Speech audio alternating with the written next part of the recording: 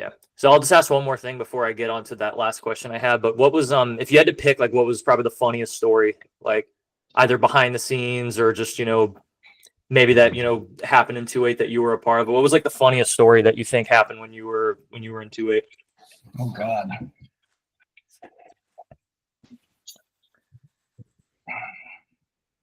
I remember laughing a lot, but those aren't the ones that stand out in your mind. It's like the things that almost go really wrong are the ones that stand out.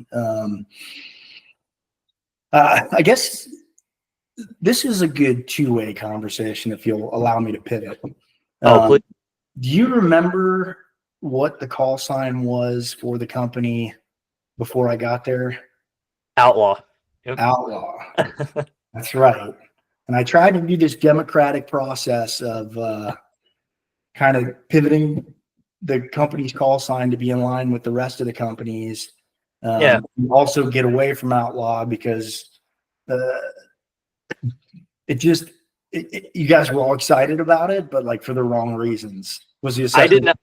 I thought of avoiding this conversation or like this topic because I didn't know if you would like be touchy about it. I'm like really I'm surprised you brought it up, but I'm like oh no. I mean, to me, like, so I had done that with 2 other units.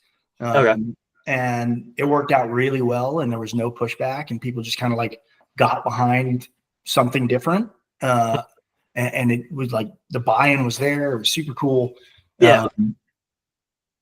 But that's not exactly how it went this go around. I think some people were like pretty upset that we went away from Outlaw, but to me, like, and it'll drive one other point that I want to talk to you about afterwards, but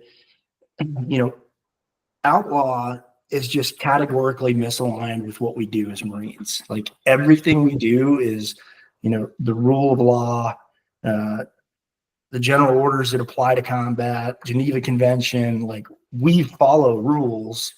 No, of course. In war. So Outlaw is just like, it's like right on the nose, and coloring outside the lines is how the Marine Corps ends up in the newspaper in a negative light. So that, and then again, just the way that I felt the vibe of it, it just didn't feel like a good culture. But when you got 200 independent thinkers that feel however they feel about a situation, you're not always going to hit the nail on the head. And then I kind of had to force the Lakota thing more than I would have liked to. It's always better if like everybody bought into it, but that was just one of those tough decisions that I had to make, even recognizing that I didn't have the buy-in that I needed for it to be super effective. Now, because all we really saw was just like the name being changed. Was there like and you don't have to like throw names out there if there was, but was there like any like external pressure for you to change that name, or was this all kind of like your own initiative, or like how did like the brainchild of this idea, It was definitely my idea initially. And I had talked to some of the sergeants and all the staff NCOs and officers about it. And, I got advice on all sides. But at the end of the day, like that is one difference between the officer and enlisted is I'm responsible. So if my gut tells me we need to make this change, I'm the one that makes that call. And if it's a good call, I try to make it a win for the team. And if it's a bad call, I got to own that all by myself. And that's fine. That's part of what we signed up for. I don't think I probably got all of the negative feedback. So I'd be very curious if you remember any conversations like this guy doesn't know what the hell he's talking about. But I've always been open to that feedback, and I always tried to open the door. And I had sit downs with all of the NCOs, at least on baton and I had this conversation deliberately. I think I put on the freaking like questionnaire that I asked them to fill out before we sat down. But yeah, from the lowest levels, what did that look like, feel like?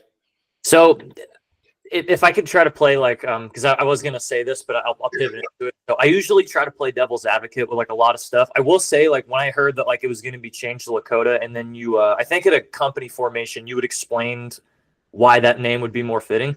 I thought it was much more creative and there was much more like detail and like symbolism in it. So I did like understand it.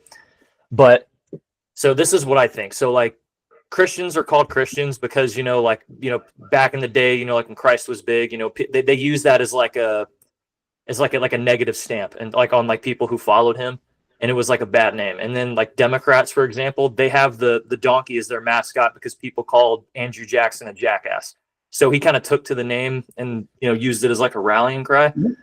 And I think the story, because I did a couple episodes I had on Sergeant Barr and Sergeant DePriest from CAP. Mm-hmm. I think the origin of like the Outlaw name, because there was like hazing allegations and like NJPs that were like hit on Weapons Company a little bit. But I don't know if you remember too much. We would always say like when somebody yelled out Outlaw, like the whole company would just start screaming it like all over the place. I think that was like kind of like our rallying cry. It was, like the actual term outlaw, it may not be the most fitting thing on paper, but it brought camaraderie and it kind of brought us closer together. Yep. Bring that up. So, and I imagine you probably thought this, beforehand, if I do change it, it does look better, but I am taking that away. So that is kind of like what we were like more upset about, was just like, we can't, like it didn't matter if we were in snipers or in 81s. Like if somebody yelled out Outlaw, everybody just gets riled up and we're kind of brought together. But I'm kind of curious what you thought, even though if I change it, that's probably going to get taken away. Well, I recognize that there was some risk there. And the last thing you want to do is take away positive energy. The decision point for me, though, is because of what it represented and what you guys were rallying behind.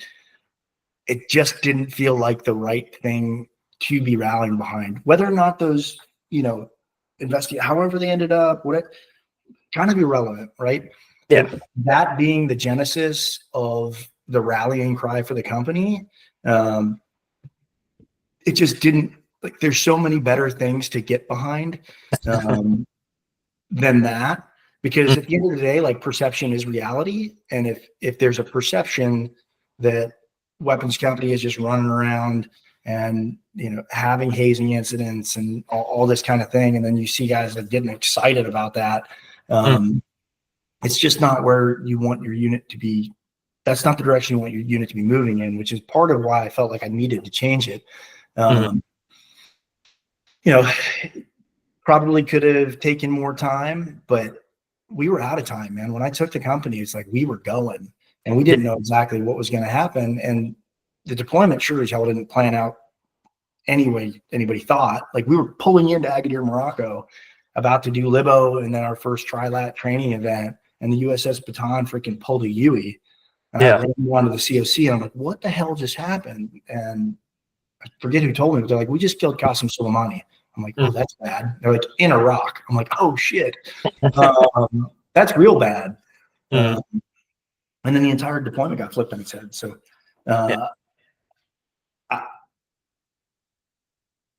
always try to be reflective, and I think we probably could have been successful utilizing that call sign and moving forward. But the fact that it was not in concert with the rest of the companies, and I just felt like we were rallying around the wrong things.